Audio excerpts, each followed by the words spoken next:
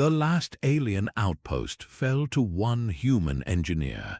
A final transmission from the Galactic Council echoed through the void, reporting that Outpost Xylos was gone. Admiral Kalen stared at the holographic report, his voice a low growl. How their defenses were supposed to be impenetrable. A junior officer whispered the unbelievable answer. Initial scans indicate a single human engineer was present at the time of the collapse. That revelation sent a shockwave through the command center. By the end of this story, you will understand how a simple technician achieved what entire fleets could not. What caused an advanced alien fortress to crumble so completely? And what did that lone human discover that everyone else had missed? What does it truly mean to see potential where others only see perfection? Engineer Eli Vance stepped off the transport onto the rain-slicked landing pad of Outpost Xylos, his toolkit slung over one shoulder. The air itself felt heavy, thick with the hum of technology pushed to its absolute limit. The Xylosian commander, a hulking insectoid named Vex, greeted him with palpable disdain. Your expertise is requested for a minor atmospheric processor fluctuation, human. Do not touch anything else. Eli simply nodded, his eyes already scanning the complex network of alien conduits and energy streams weaving through the outpost's central spire. He saw the official problem immediately, a flickering power coupling in the processor's tertiary array. But his engineer's gaze, trained to see the whole system and not just the parts, caught something else entirely.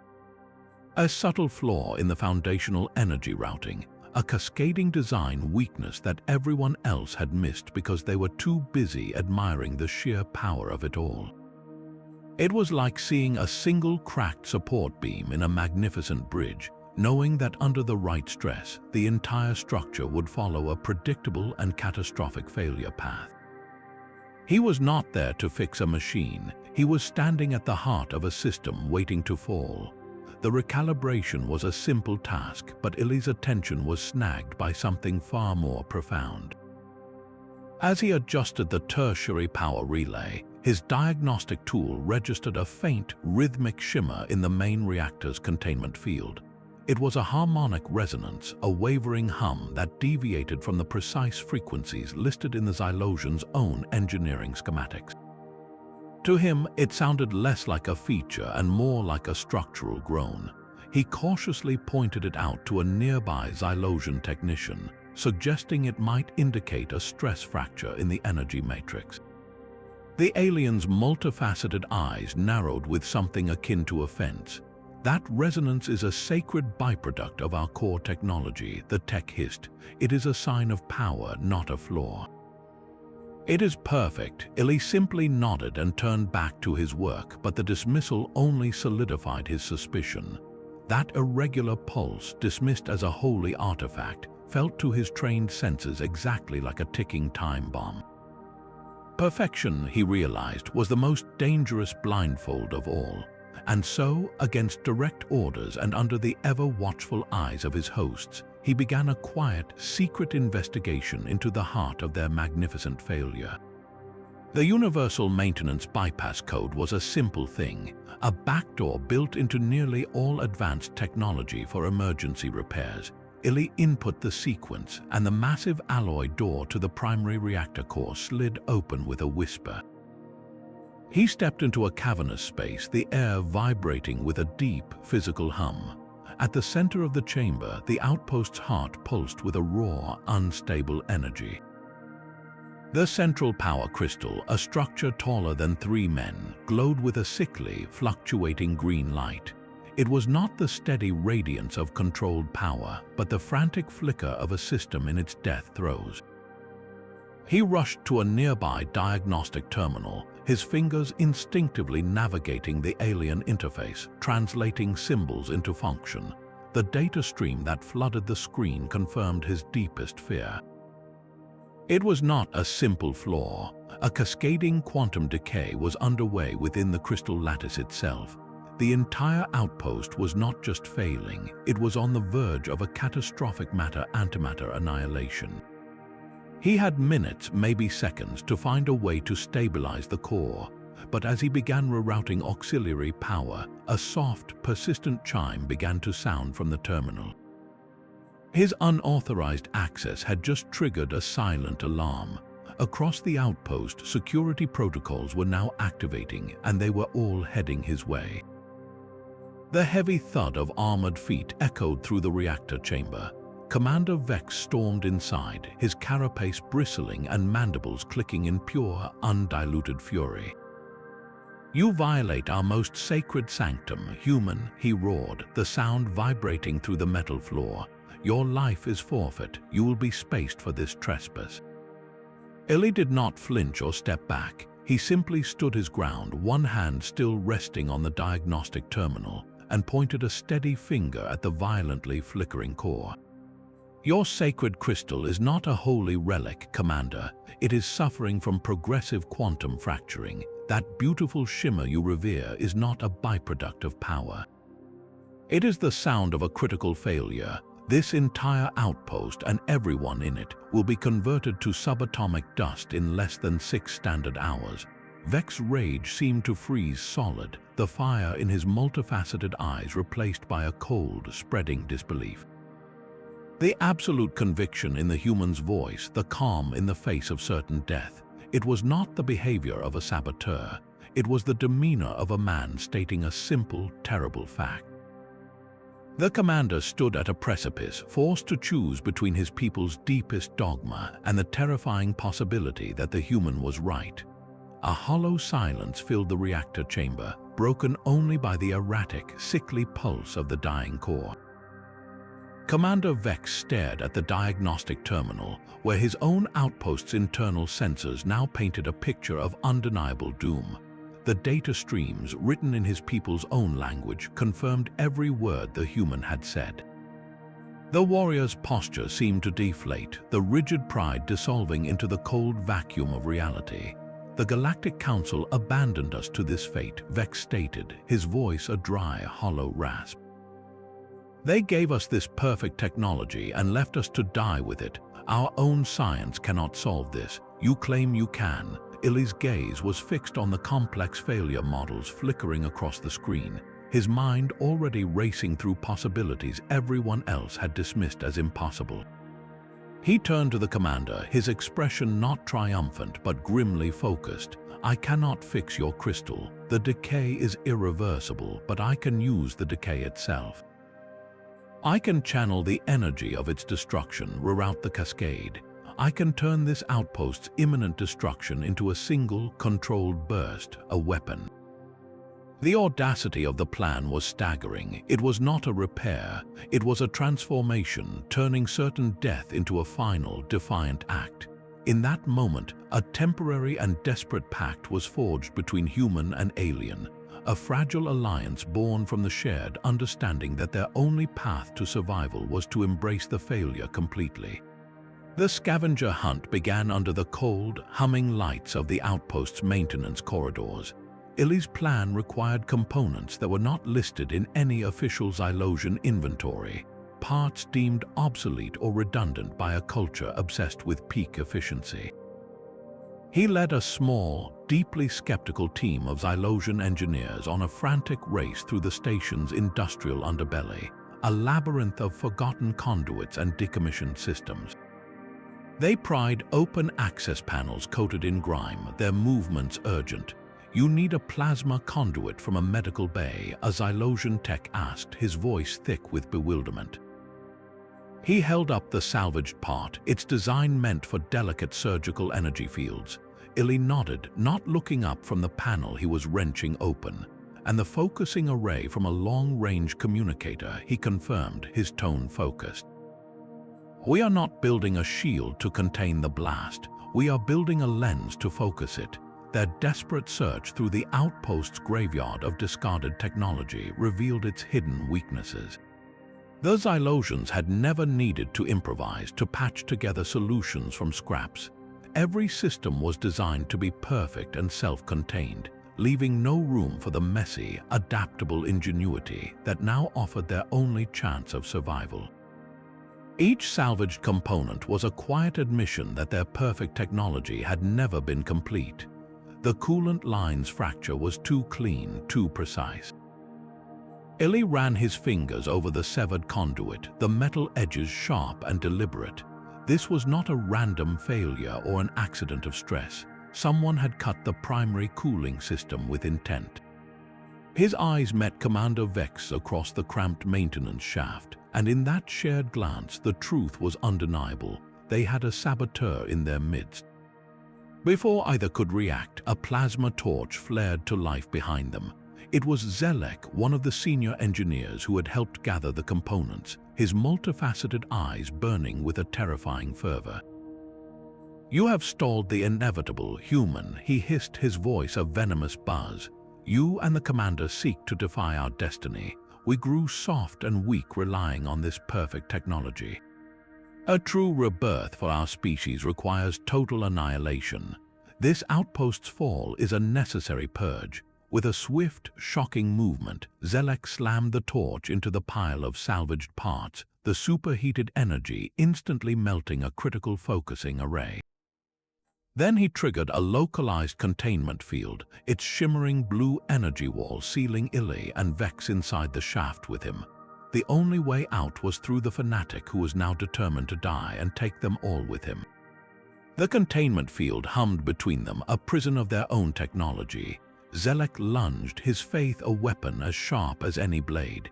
But Commander Vex was a warrior, trained for close-quarters combat that his people had long considered obsolete. He moved with a speed that defied his size, disarming the fanatic in a blur of carapace and chitin. Xylos crumpled to the floor, unconscious, but the damage was done. Precious minutes had bled away, and a critical component was a molten ruin. Eli stared at the slagged focusing array, his mind racing through a collapsing window of possibility.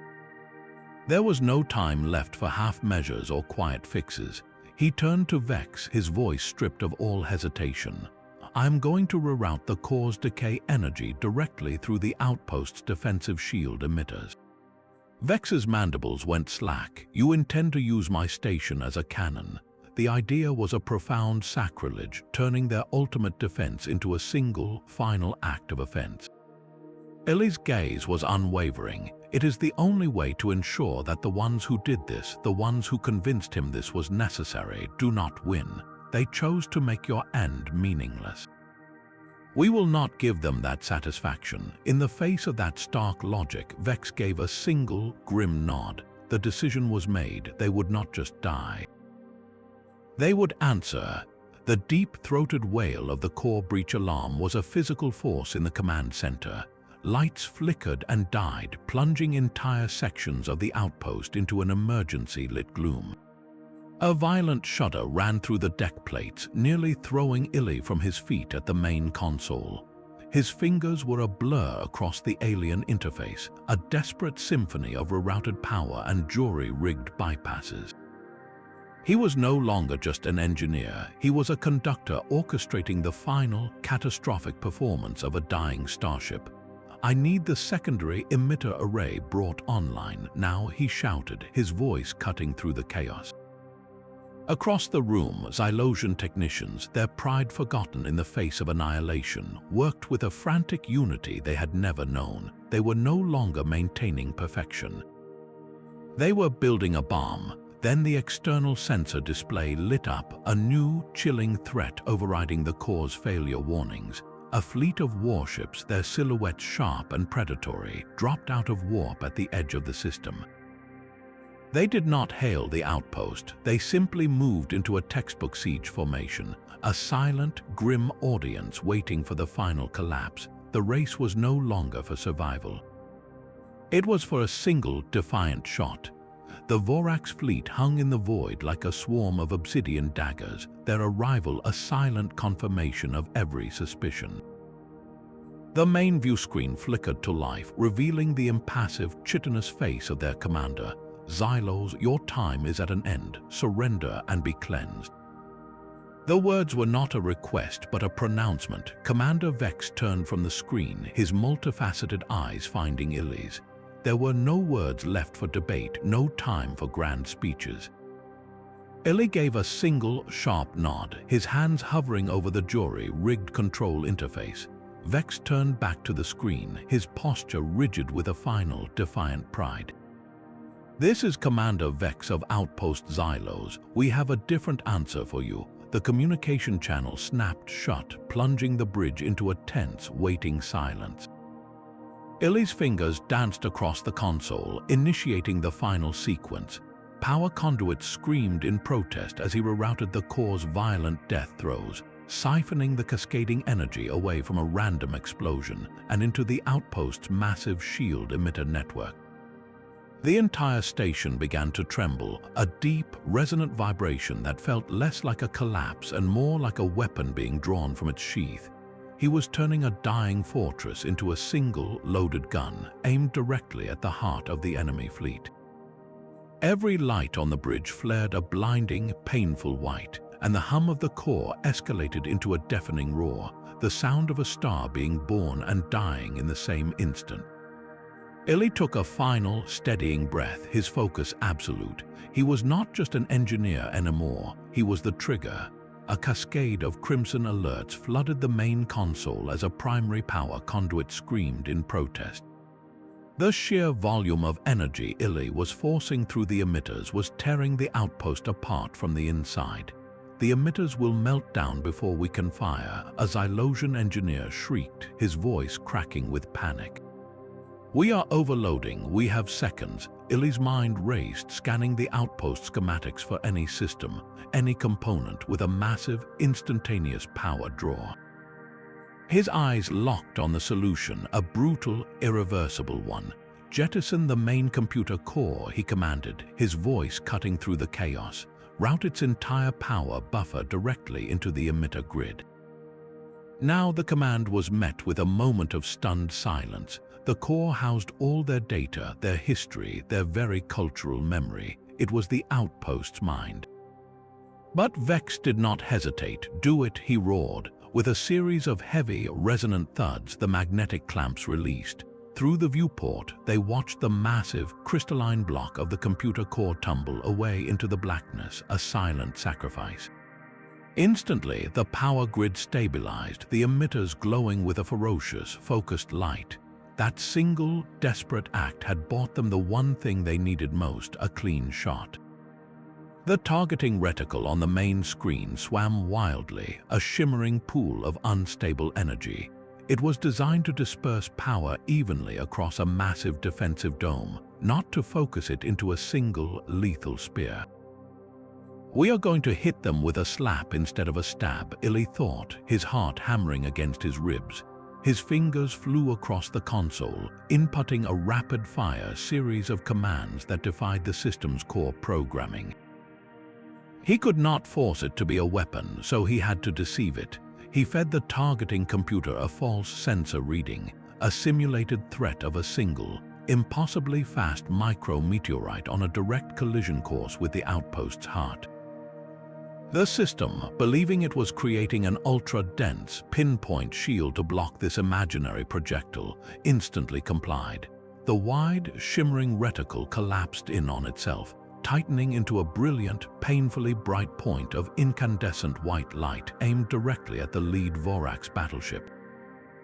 It was a workaround born of pure, desperate ingenuity, a solution that saw the system not for what it was, but for what it could be forced to become. The elegant hack had given them their shot. All that remained was to take it. A silent, expanding sphere of pure energy erupted from the outpost. It was not a beam or a bolt, but a wave of absolute annihilation that consumed the void. The lead Vorax battleship, caught in the center of that silent detonation, did not explode. It simply ceased to exist, its atomic structure unraveled in an instant. The wave kept going, washing over the rest of the fleet like a tidal wave of pure force, shattering hulls and overloading reactors in a chain reaction of brilliant, silent flashes. On the outpost's bridge, the victory was pyrrhic and visceral. The main view screen shattered as the station's structural integrity finally failed. The deck heaved, throwing everyone from their feet. Eli was flung against a sparking console, his world dissolving into a deafening roar of tearing metal and the shriek of atmosphere venting into the void. The last thing he saw before the darkness took him was the magnificent, terrible firework display of their final act, blooming against the endless night. Then there was only silence and cold. For a single, timeless moment, there was only a deafening hum that vibrated through bone and metal alike. Then, the focused energy of the dying quantum core erupted from the outpost's emitters. It was not a chaotic explosion, not a messy blast of fire and shrapnel. It was a blade of pure, coherent force, a silent, incandescent scythe that sliced through the void. The Vorax flagship, a vessel of immense power and menace, was caught directly in the beam's path. It did not shatter or break apart. It simply vaporized, its complex atomic structure disintegrated in an instant. Its legendary shields flared for a microsecond, offering no more resistance than tissue paper against a star's heart. The entire magnificent warship was erased from existence, leaving behind only an expanding cloud of superheated particles. The outpost, in its final, agonizing breath, had fired its one and only shot, and it was perfect. On the fractured bridge, the victory was absolute and terrifying. The blinding flash from the viewscreen was followed by an unnatural, profound silence. The deafening roar of the core was gone, replaced by the groaning of tortured metal and the frantic hiss of escaping atmosphere. The weapon had worked, but the cost was the outpost's own life. Every system was failing at once. Eli pushed himself up from the sparking console, his ears ringing, his body aching. He looked across the chaos to where Commander Vex was pulling himself upright, the commander's multifaceted eyes reflecting the dying console lights. There were no words to capture the magnitude of what they had just done. They had turned a tomb into a thunderclap, a silent, defiant statement written in the language of pure force. The enemy fleet was broken, but their own fortress was now a bleeding hulk, its heart stilled. The battle was over, but the fight for survival had just begun in the cold, airless dark. Metal screamed as the station began to tear itself apart around them. The weapon's discharge had been the final, catastrophic stress on a structure already at its breaking point. Every alarm that could still function was blaring, a dissonant chorus of impending doom. The deck plates heaved, throwing them against sparking consoles. Eli's ears popped violently as the pressure dropped, the air itself shrieking through 1,000 new fractures in the hull, fleeing into the absolute vacuum outside. He scanned the flickering emergency schematic on a nearby panel, his heart seizing. The core's containment field was failing completely, no longer a controlled cascade but an uncontrolled runaway reaction. "We have minutes," Eli shouted over the deafening roar, his voice strained. He grabbed Commander Vex by a rigid arm plate, pulling the stunned alien toward a service corridor. "The hangar bay," he yelled, pointing. "It is our only chance." They had achieved the impossible, turning certain death into a victory. But the chain reaction they had so brilliantly harnessed was now an all-consuming fire, and it would devour its creator without a trace. Their great work was finished, and the only task that remained was to escape the tomb they had just built. The shuttle's engines screamed, fighting against the outpost's dying gravitational pull as it tore free from the mangled hangar bay. Eli gripped a support strut, his knuckles white, watching the main view screen. Outpost Xylos, the magnificent alien fortress, did not explode. It convulsed, its central spire buckling inward as if crushed by an invisible fist. Then came the flash, a silent, blinding whiteness that consumed the dark. It washed over the remnants of the Vorax fleet like a wave of pure light, scouring them from existence. In that terrible, beautiful instant, their tomb became a pyre, and their victory was absolute. They had escaped the inferno, a handful of survivors in a small, armored shuttle, carrying with them the undeniable truth of what desperation and human ingenuity could achieve. The silence inside the shuttle was heavier than any explosion. It was the silence of survivors, of those who had looked into the abyss and had answered back with fire. Commander Vex stood beside Eli, his multifaceted eyes fixed on the fading embers where his command, his people, and his entire understanding of the universe had just been erased. He turned slowly, the movement stiff, and looked at the human. "You did not just save us, engineer," Vex said, his voice a low, resonant hum. "You redefined the nature of our defeat. You turned a monument to perfection into a weapon of glorious, necessary ruin. The Galactic Council will receive our final transmission. They will see the sensor logs. They will learn that their abandoned outpost did not fall. It chose how it would stand, and in its final moment, it stood taller than any of their flawless, untouchable fleets." News of the event rippled across the galaxy at the speed of shock. The official report was a sterile, automated signal from Outpost Xylos, a final data burst sent seconds before its destruction.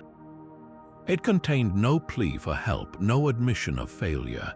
Instead, it was a raw data stream, the unedited sensor logs and command codes that chronicled the outpost's final moments. The transmission ended with a single, stark addendum, a line of text that would echo through every council chamber and command deck. Survivors confirmed.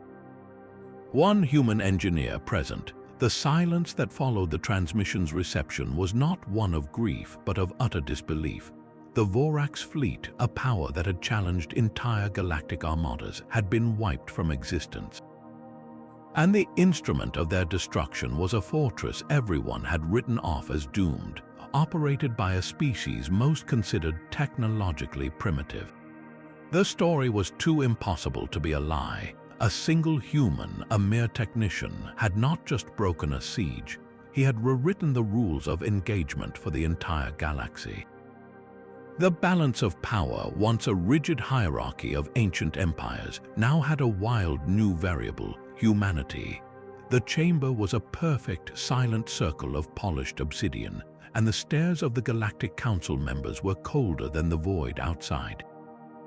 Eli Vance stood alone in the center of that circle, the air humming with a tension far deeper than any reactor core.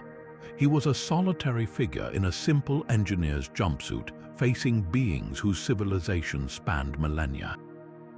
The lead interrogator, a being of shifting crystalline light, finally spoke, its voice a symphony of chimes that held no warmth. The Vorax fleet was annihilated.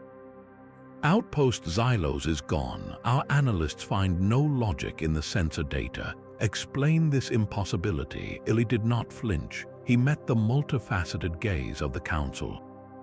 "I did not use advanced physics you do not possess," he began, his voice calm and even. "I used no secret weapons. I used fundamental engineering principles. Your people saw a perfect machine breaking down. I saw a collection of components that could be reassembled for a new purpose." He paused, letting the simplicity of the statement hang in the air. "You see a finished, perfect artifact. Humans see potential. We look at a stone and see a spearhead. We look at a fallen tree and see a bridge. We looked at your dying outpost and saw a loaded cannon." It was not an act of destruction, it was an act of translation. The council chamber remained silent, but the silence had changed. It was no longer accusatory, but deeply unsettled. This was not a report on tactics or firepower. It was a statement of philosophy, and it redefined humanity's place in the cosmos in a single, breathless moment. "We are not your soldiers," Eli continued, his gaze sweeping across the assembled leaders, "and we are not your technicians. We are the ones you call when your perfect systems fail. We are the masters of the elegant workaround, the architects of the impossible fix. We see the path you never designed for because we are not afraid to walk off your map." In that sterile room, the balance of galactic power shifted not with a declaration of war, but with a quiet lesson in perspective. Commander Vex stepped forward, his carapace still bearing the scars of their shared ordeal. His voice, once filled with disdain for the human engineer, now resonated with a hard-won conviction that filled the council chamber. "We called them primitive," he began, his multifaceted eyes sweeping across the assembled leaders. "We were wrong." His words were not an apology but a profound correction. "They do not simply break things," he continued, his gaze settling on Eli. "They see new paths where we see dead ends." The fall of our outpost was a tragedy, but the human engineer showed us it could also be a strategy. That single word, strategy, changed everything. It reframed the entire event not as a desperate, last-ditch act of destruction, but as a deliberate, calculated application of a different kind of intellect. It was the ultimate endorsement, coming not from a human bragging about his own kind, but from a proud alien commander who had witnessed the impossible and had the courage to admit what it meant. This was not just a defense of one man's actions. It was a declaration that an entire philosophy of existence had just proven its worth on the galactic stage. The rigid, perfect order of the older civilizations was suddenly faced with the chaotic, adaptive genius of humanity. Where their technology reached its absolute limit and failed, human ingenuity saw a starting point. What is a dead end but a wall you have not yet learned to climb, or a door you have not yet chosen to open? The alliance that formed in the wake of Vex's testimony was not built on treaties of mutual defense or trade agreements. It was founded on a simple, powerful principle of complementary strength. The galactic powers possessed technology of breathtaking sophistication. Humanity possessed a mindset of relentless adaptability. Together, they were no longer just building perfect, static monuments. They were creating living, evolving systems that could survive the unforeseen. The age of the unbreakable fortress was over.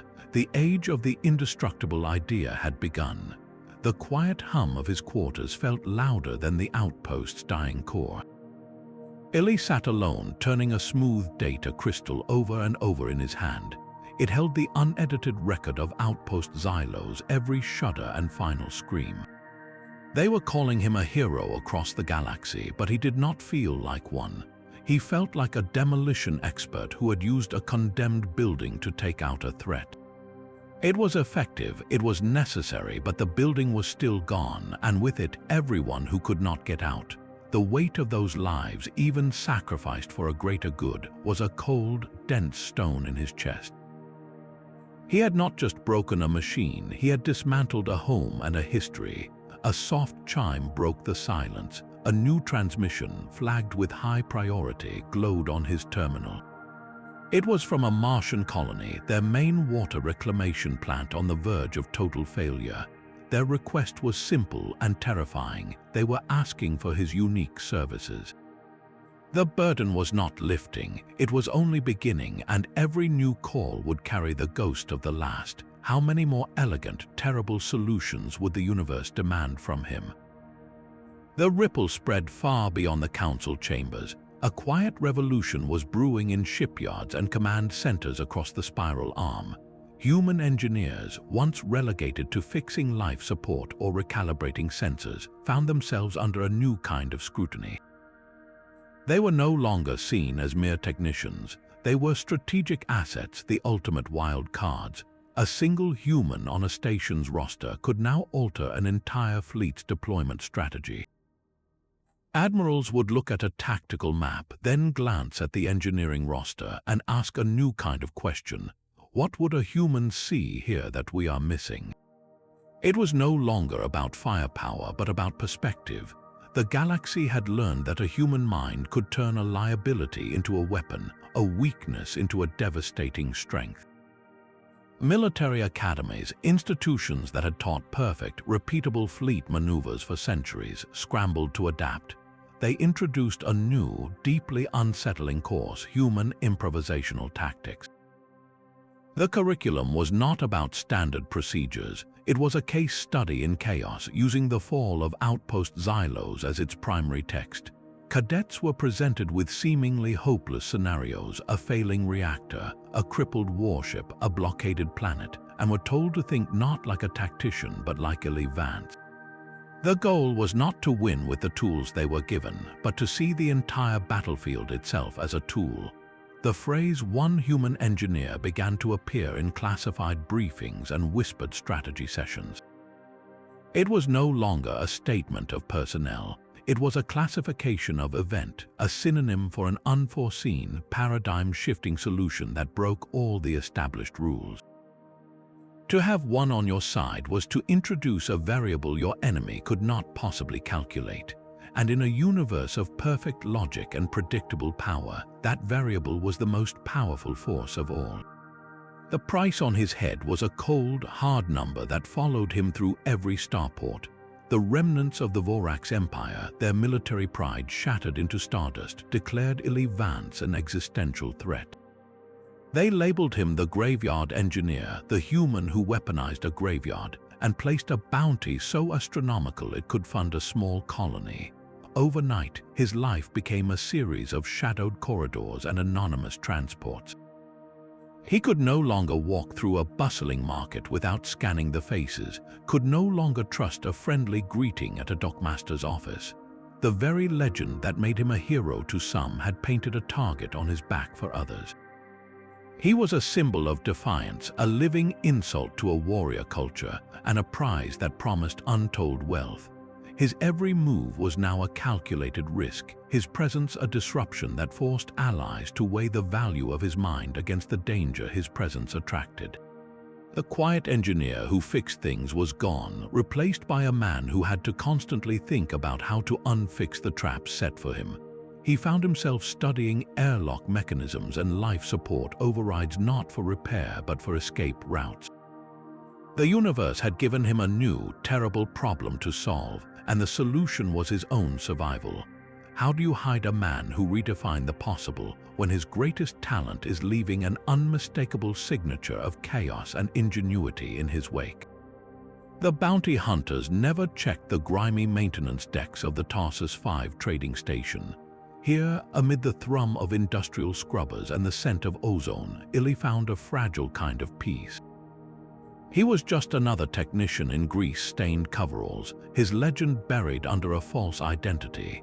The quiet was broken one evening by a figure who moved with an unsettling silence, their features obscured by a heavy hood. The visitor did not offer a name, only a data slate that glowed with the insignias of a dozen minor species, systems living in the long shadow of empires like the Vorax. "We cannot match their fleets," the benefactor said, their voice a soft, synthesized whisper. "Their perfect warships would obliterate our finest vessels in a straight fight.